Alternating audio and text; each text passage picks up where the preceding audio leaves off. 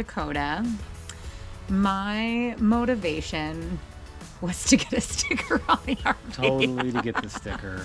Honestly, North Dakota is one of those states where even when I was researching like where to stay, I just was wondering the whole time, like, what are we gonna do there once we actually get there? Like, legitimately, like things to do in North Dakota, and I'm like, I have no idea. So the expectations were low, but I think we're competitive, so we are, and we're also fortunate that we've been to some really cool places. But I think expectations were low, but experience was actually really good. North Dakota is fantastic. It's some of the nicest people ever, which I think it has in common with South Dakota. I'm sort of picking up on this trend that like the least or lesser populated areas, there's just this like genuine, wholesome, like, let's take politics out of it. Doesn't matter, red, blue, whatever. It really doesn't. It's just friendly. There's this friendly humanity to it where I think people really just want to help other people. And it's not overbearing or nosy, but it's not passive and dismissive. It's just like this genuine friendliness. And it's whether it's like the server at your restaurant or like a stranger that you meet, which happened. Brings us to our first story. So one of the first things that we found to do in Dickinson, North Dakota was the Enchanted Highway. Which, to be cool, and to be fair, I have this book of 50 states, and it's actually mentioned in this book. So, shout out, but we'll tell you what it is. It's this stretch of highway in North Dakota, close to Dickinson, right? And a local artist was trying to help his hometown, which was struggling, and he decided he was going to build this big art structure, right? And got the locals involved, and one installation became, how many are there now? There's probably 10, like 11? Yeah, I was going to say. I made that up. Yeah, I don't know, like close to a dozen, we'll say. Yeah. And there's... like made out of scrap metal. Yeah, they're huge. Spread out between, there's miles between each installation too, so you're driving through beautiful farmland, and then there's a parking lot or a parking area next to each art installation. You get out and walk around and take pictures. And then at the end of the Enchanted Highway is this really, really small town, which I forget super the name small, of, unfortunately. But yeah, super small. Like they had a co-op and a gas station, and that was it. And there's an old hotel at the end that was a former school. And so we get out, we're going to walk around and hang out, and these two older gentlemen who are staying at the hotel are on their motorcycles in the parking lot, and they start talking to us, and they start talking with the kids. Super nice. One of Regent, North Dakota. Shout out, hashtag Regent. We see you. So one of these gentlemen, he owned some grocery stores in North Dakota. He was on a weekend bike trip with his buddy. Really got to talking with the kids, like Lauren was saying, just super friendly and inquisitive with the kids and genuinely listening to the kids. We part ways with these people, and we go into the hotel to look around at stuff because it has a what's the theme? It's a castle. Yeah, it's the Enchanted Castle at the end of the Enchanted Highway. So we are in the small town of Regent, North Dakota. We took the Enchanted Highway to get here, and we are now in an old school, which you might be able to tell from behind me, that they had converted into a hotel called the Enchanted Hotel. So it's pretty cool. Are you the chosen one, Audrey? Yeah. Can you get it? I'll get it. I'm the chosen one. So close. King Arthur. Can you do it? Oh, no.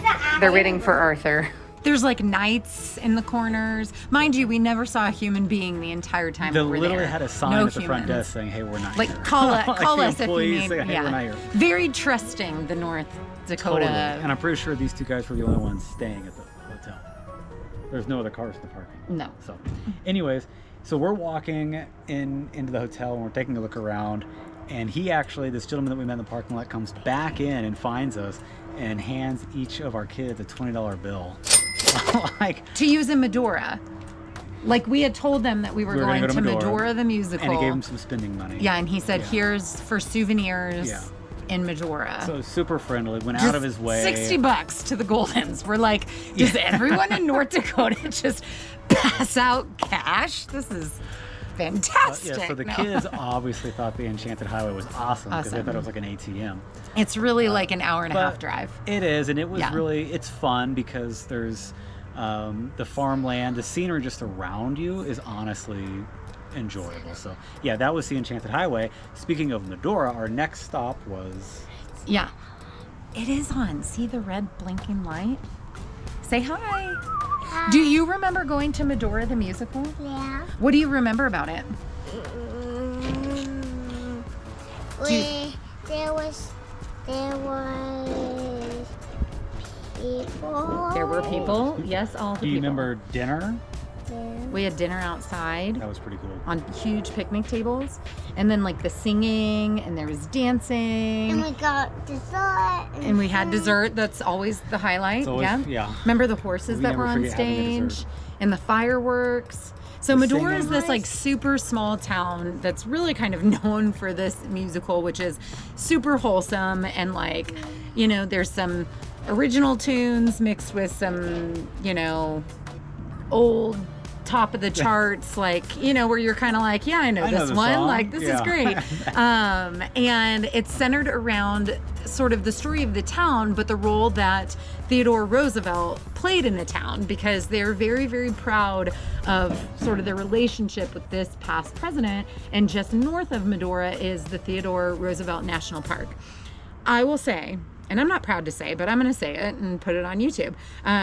It is not the most impressive national park we've been to. Like, we've been to a lot. I would say a highlight for us, we did see all the like prairie dogs coming out of the ground, and the kids thought that was super cute. I mean, like hundreds of them, dozens, hundreds. Horses. We saw a couple wild horses, and that was awesome. But we're really spoiled in that we've been to some really extraordinary places, and so it felt from a you know, landscape perspective, it felt slightly underwhelming compared to other parks. I will also tell you I'm extremely bitter because there is a south and north entrance, and everything I read said that the north entrance is like the really beautiful side, and my kids and my family keep doing this thing. I don't know why, because I think I'm always the one to initiate it, where I'm like, we should do a vote. Like the name of this show, Living Golden. I'm like, we should do a vote.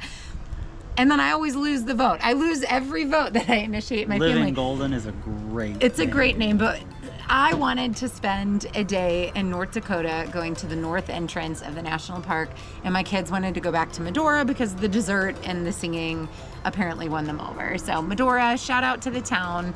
It's fantastic. So we did see a little bit of the national park. I'm glad we saw it. But it felt very much like a check it off the list. It was kind of thing. Its significance necessarily isn't its beauty. It is beautiful. It's more in its historical significance.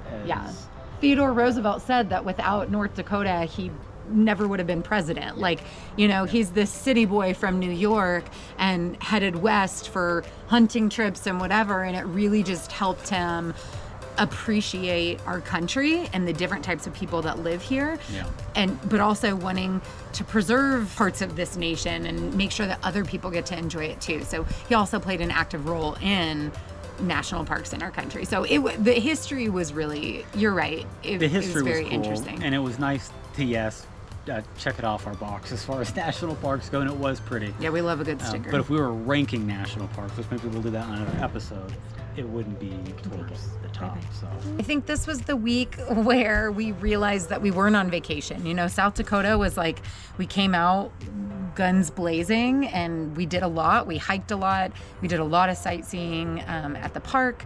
We were just really busy, and on top of that, a little bit of anger and frustration with the internet not working, and just the emotional adjustment period with the kids and sleeping and the animals, and it was a lot. It was high vibrational energy, good and bad, and it was a lot. And so to be able to still kind of be in this like spring break vacation mode in North Dakota, but also do a couple like grounding normal things, like going to the grocery store, go going shopping. to see a movie, walking around an old school mall and stumbling upon a Claire's and in a moment. Claire's is like the only store that's still occupied. In every mall.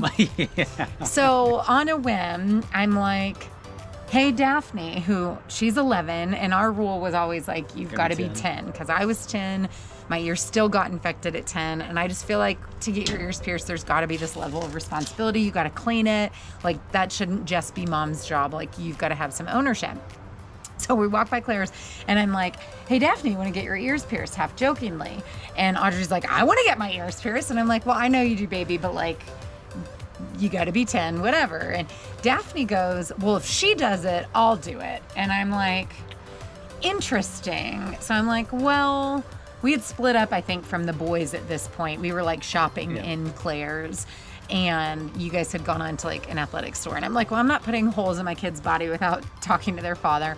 So I go down and I'm like, hey, Dad, the girls say, like, Daphne says she'll finally do it. She's been scared. She had wanted her ears pierced, wanted them, turned 10, and then was like, I'm too scared to do it. And so I feel like there is this element of like, you have to have the desire, like, to overcome the fear. You got to be motivated. So I'm like, hey, Dad, she's motivated to do this. Like, how do you feel about it? He's like, I don't really care what you guys are doing. Like, whatever. So I'm like, all right, let's go. Like, let's seize the moment. I didn't think they were way to do it, to be clear. That's why either of them? I honestly thought that once they sat down in the chair, it would be game over, and they would come find Henry and I, and we'd go home. No, I knew that so Audrey I'm like, would if do they it. actually think they're going to sit down in the chair and get their ears pierced, then yeah, by all means, go ahead and do it. I knew that Audrey would do it because that girl is motivated by pretty things. She wants jewels in her head immediately, like very different than Daphne, and I knew she was going to do it. So anyway, we go back to Claire's, filling out the paperwork, and Daphne's like, well, she has to go first. And that should have been like, I think it hit like a little bit of a brain cell, but not enough to be not enough. I was just kind of like, okay, well, whatever. So Audrey goes. I'm getting my ears pierced. All right, she's breathing deep. I'm so proud of you. You have such good breathing exercises. There you go. See, just let me hold. You're doing great. All right, all lined up in 3. You're all done with the first one. Audrey, you have your ears pierced. Ears pierced. She's precious. Little emotional from the shock, I think, and just like the adrenaline of like it happened. I mean, literally, this was like a 5-minute decision in like a 15-minute window. There wasn't time to plan or process or anything. From the time you asked to the time she had holes in her ears. Oh, it was like 15-20 minutes for sure. So anyway, so she goes, she finishes. She was so brave, and then she was just so excited to see the diamonds in her head. And then, I mean, immediately Daphne's like, yeah, I'm not doing that. Pass. Hard pass. And I'm just like, wow, okay, so my 6-year-old just got her ears pierced, and my 11-year-old is done. So I would say it took about 24 to 48 hours of solid Audrey attention from people for Daphne to go, okay, I think I'm going to do it. But by this point, we were getting ready to like, we're packing up, we're leaving North Dakota, and I'm like, sis, you gotta wait for the next Claire's, the next shopping mall. But I will probably never forget that Audrey got her ears pierced in North Dakota. Dickinson, North Dakota. So random. So random. Good times. Yeah. So North Dakota was a lot of fun. We got to see and do a lot of fun things. And like Lauren said, I think it was one of the first weeks where we were starting a routine, I guess. We weren't just trying to pack our days with activities. Yeah, sort of. Yeah. Starting to let go. We still did stuff, yeah. Yeah. Yeah, but it was a great week.